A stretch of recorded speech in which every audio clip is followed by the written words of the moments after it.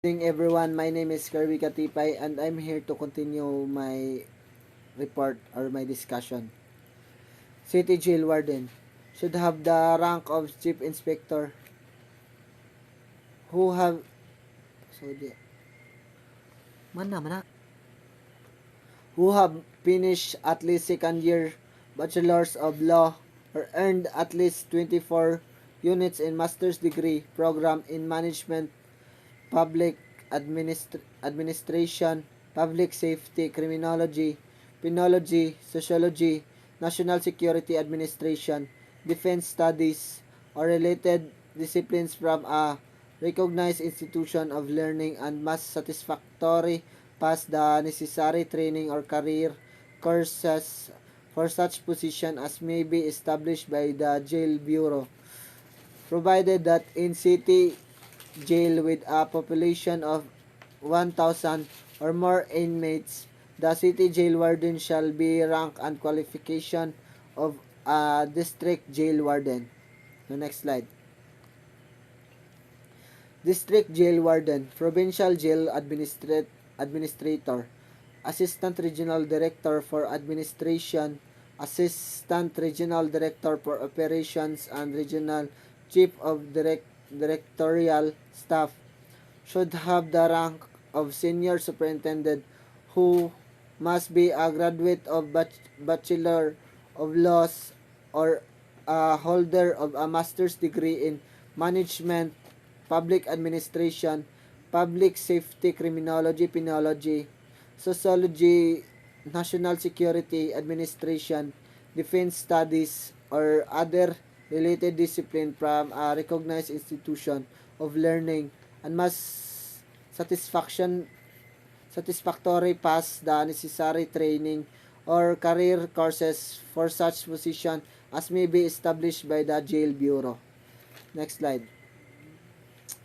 Regional Director for Jail Management and Penology and Director of the Directorate of the National Headquarters Office should have the rank of Senior Superintendent who must be a graduate of a Bachelor of Laws or a holder of a master's degree in management, public administration, public safety, criminology, penology, sociology, national security administration, defense study, or other related discipline from a recognized institution of learning and must satisfactory pass the necessary training or career courses for such position as may be established by the jail bureau.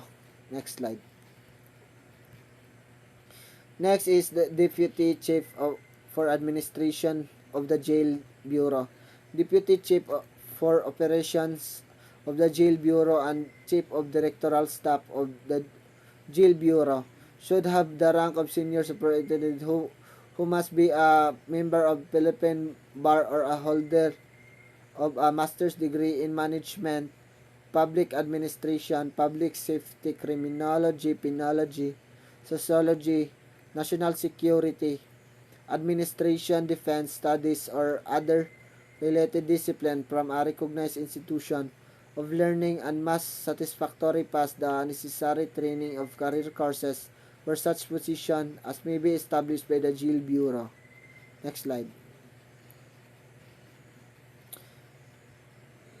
Chief of Jail Bureau should have the rank of director who must have a member of the Philippine Bar, a holder of master's degree in management, public administration, public safety, criminology, penology, sociology, national security administration, defense studies, or other related discipline from the recognized institution of learning must satisfactory pass the necessary training or career courses for such position as may be established by the jail bureau. Any uniformed personnel of the BFP and the BGMP who currently occupying such positions but lacks of any of the qualification mentioned therein shall be given 3 years upon the effectivity of this act to comply with the requirements, otherwise he or she shall be relieved from the position. Next slide. Section 8, Professionalization and Qualification Upgrading Program.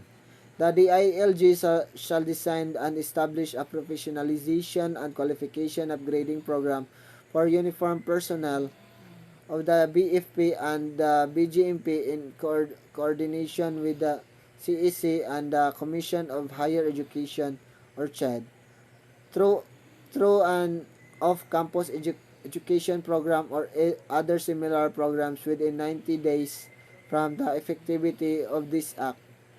Next slide. Attrition system for uniformed personnel of the BFP and the BGMP.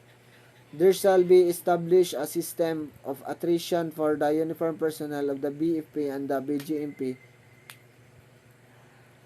within 1 year and more than effectivity of this act of submitted by said Bureau of the DILG for approval. Such attrition system shall include but is not limited to the provision of the following principle: attrition by demotion, position, and or rank. Uniformed personnel of the BFP and the BGMP who relieved and assigned to a position lower than that is established for his or her grade in the respective staffing pattern of the Fire Bureau, of the Jail Bureau, and who shall not be assigned to a position commensurate to his or her grade within 2 years after such demotion in position shall be separated or retired from the service. Next slide. Attrition by non-promotion. Any uniformed personnel of the BFP and the BGMP who has been promoted for a continuous period of 10 years shall be separated or retired from the service except for those who are occupying a third level position. Attrition by other means. Any uniformed personnel of the BFP and the BGMP with at least 5 years of accumulated active service shall be separate from the service based on any of the following factors: efficiency based on poor performance during last 2 successive semestral rating period, efficiency based on a poor performance for 3 cumulative semestral rating period, physical or mental incapability to perform his or her duties and functions, or failure to complete the required career courses and appropriate civil service eligibility for his or her position except for justifiable. Next slide. Separation or retirement from the Fire Bureau and the Jail Bureau under this section. Any personnel who is dismissed from the BFP and the BGMP pursuant to the above enumerated principle in this section shall be separated if he or she has rendered less than 20 years of service, and be retired if he or she has rendered at least 20 years of service unless the concerned personnel is disqualified by law to receive such benefits. So next slide. Ay separation of retirement from the Fire Bureau and the Jail Bureau under this section. So any personnel who is dismissed from the BFP and the BGMP pursuant to the above enumerated principle in this section shall be separated if he or she has rendered less than 20 years of service, and be retired if he or she has rendered at least 20 years of service unless the concerned personnel is disqualified by law to receive such benefits. So next slide. Section 10. Promotion system for the uniformed personnel of the BFP and BGMP. Within 6 months After the effectivity of this act, the DILG shall establish a system of promotion for the uniformed personnel of the BFP and the BGMP through the following principle: rationalized promotion system. The system of promotion shall be based on merits and on the availability of vacant ranks in the BFP and the BGMP.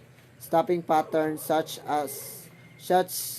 system shall be gendered fair so as to ensure that the woman personnel of the Fire Bureau and the Jail Bureau shall enjoy equal opportunity for promotion as to men. Next slide. Requirement for promotion. So, any personnel of the BFP and the BGMP shall not eligible for the promotion of a higher rank unless he or she meet the minimum qualification standard, higher rank unless he or she has met the minimum or the appropriate civil service eligibility set by the CSC and has the satisfactory pass the required psychiatric, psychological, drug, and physical test. Any personnel of the BFP and the BGMP who has exhibit act of cons, conspicuous courage and gallantry at the rest his or her life above the and beyond call of duty, or selected as such as nationwide search conducted by any accredited civic organization shall be promoted to the next higher rank, provided that this shall be validated by the DILG and the CAC based on established criteria. Next slide. Performance evaluation system.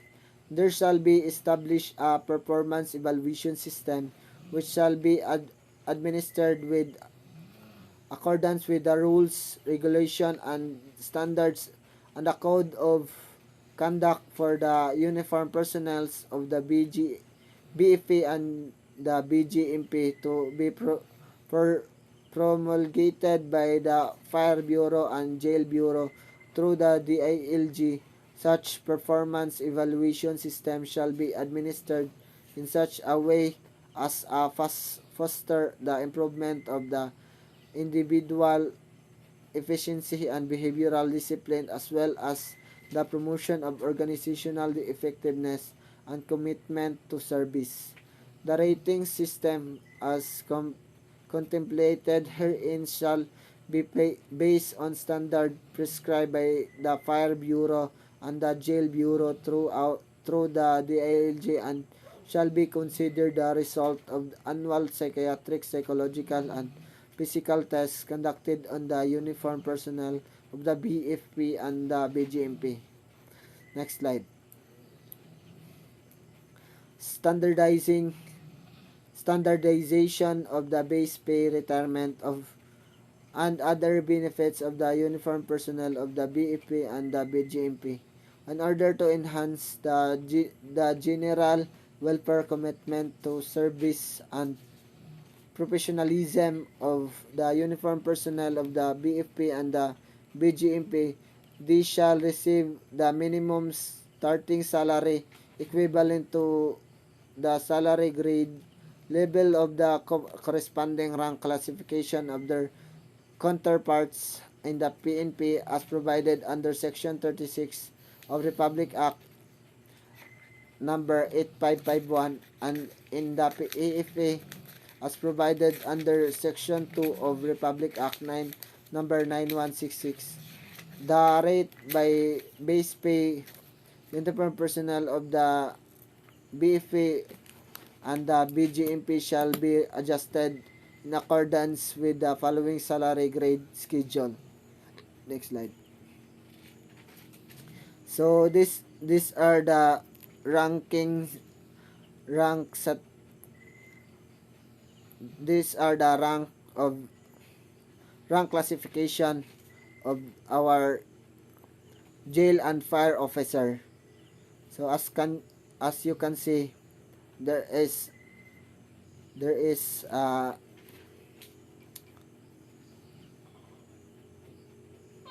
there is, there are there are classified by the position, higher position. So next slide. Provided that all benefits currently received by the uniformed personnel of the BFP and the BGMP under existing law shall continue to be received by them, provided further that their retirement pay shall be subject to adjustment based on the prevailing scale of base pay of the uniformed personnel in the active service. Next slide. Section 13, implementation. The implementation of this act shall be undertaken in staggerized phases but not to exceed 3 years, taking into consideration the financial position of the national government, provided that any partial implementation shall be uniform and proportionate for all ranks. Section 14. Implementation rules and regulation. The DILG in coordination with the BFP and the BGMP, the CSC, the Department of Budget and Management, DBM, and the Department of Finance, DOF, shall within 90 days from the effectivity of this act promulgated promulgate the rules and regulation necessary to implement the provision of this act. So next slide. Section 15. Annual Report. The BFP and the BGMP through the DILG and the DBM shall jointly submit to the President of the Senate and the Speaker of the House of Representatives an annual report of an implementation of this act. This report shall include information of the application of the budget for the salary and other benefits provided under this act. The DBM in consultation with the BFP and the BGMP through the DILG shall periodically reviewed and adjust every 5 years at the rates of base pay, taking into consideration labor productivity, consumer price index, oil price, and other similar economic indicators as may be determined by the National Economic and Development Authority or NEDA. Next slide. So, Section 16, Separability Clause. If any portion or provision of this act is declared unconstitutional, the same shall not affect the validity and effectivity of the other provision not affected thereby. Section 17, Repealing Clause. All laws, decrees or the rules and regulations and other issuances or parts thereof were and is inconsistent with the provision of this act are hereby them repealed, amended, or modified accordingly. Section 18. Effectivity. This act shall take effect 15 days after its complete publication in the official gazette or in at least 2 newspapers or general circumstances, whichever comes earlier. Next slide. So all of this approved. So all of this approved by Franklin Drilon, President of the Senate, and Jose de Venecia Jr., Speaker of the House of Representatives. So this act of which is a consolation of Senate Bill number 2373 and House Bill number 6557 was finally passed by the Senate and the House of Representatives on January 29, 2004 and February 2, 2004 respectively. This Oscar G. Yabes, Secretary of Senate, Robert P. Nazareno, Secretary of General House of Representatives. This it approved This approved on March 10, 2004 by Gloria Macapagal Arroyo, President of the Philippines. Next slide. So that's all for this video. Thank you for watching. Thank you for listening.